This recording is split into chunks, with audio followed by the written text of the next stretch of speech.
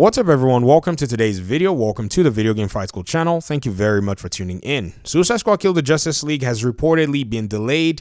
A report here by Jason Schreier from Bloomberg, being reported by IGN and other news outlets, is pretty much going ahead to state this particular case. Now, before I even jump any further, shout out to my audience member, Texas, for pointing this out to me. I did not know this. I was just going on about my day. I'd even made a video to talk a little bit more about the business aspects of this game, only to come and see that this is the case. Am I disappointed? No. What do I care anyways? The game is going to come out when it's done. That's all I'm looking forward to play the game, talk to you guys and talk with you guys about it, and eventually explore different aspects and different mechanics.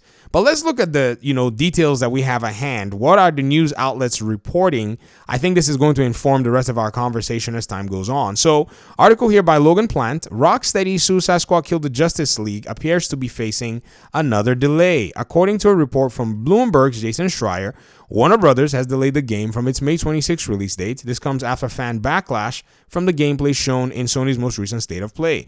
However, as Schreier noted, delays like this are mainly for polish rather than overhauling the gameplay elements fans weren't fond of in last month's reveal.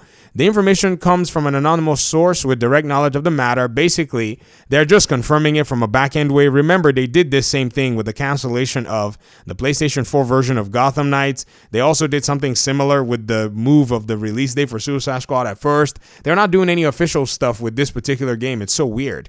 A new release date has not yet been made clear. IGN has reached out to Warner Brothers for comments for this story. The State of Play's big gameplay showcase confirmed that Suicide Squad will be a live service game with Battle Pass. We all know this stuff.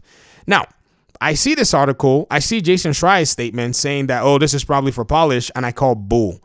Now, I'll tell you why I call bull. It's not because I have anything against Rocksteady. This is one of my favorite development studios.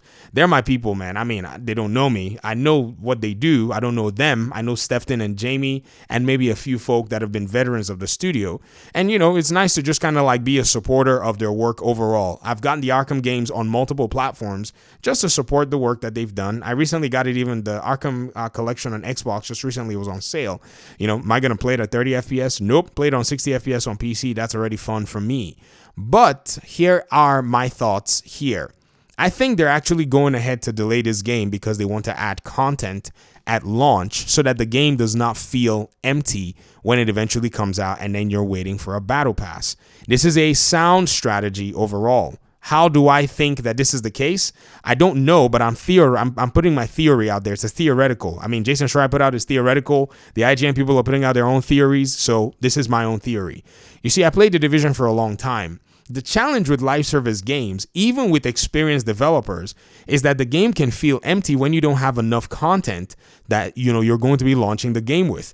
Other games that are single-player games can get away with, oh, we don't have DLC just yet. I mean, sorry. And that's because they're single-player games. But if you're a live service game, players who have been hungry for your video game or a video game you're making will easily chew that content in a matter of just a few dozen hours, and they'll be asking you, why did we pay $70 and why do you want for us to pay for a battle pass?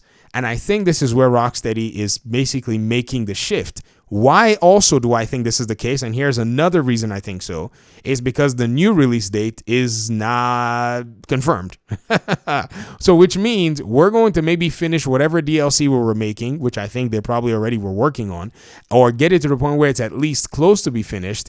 And then we're going to set a release date for the game so that when the game releases, we have that DLC ready to go with an announcement, basically to pad it up so that players can expect exactly when they're going to be getting the new content. This is what I think is going on right now. In regard to polish and in regard to how, maybe the game is probably going to need a few more tweaks and whatever to work out bugs and so on and so forth, I understand that that's also a possibility, but I don't think that is 100% what it is right now that they're actually dealing with.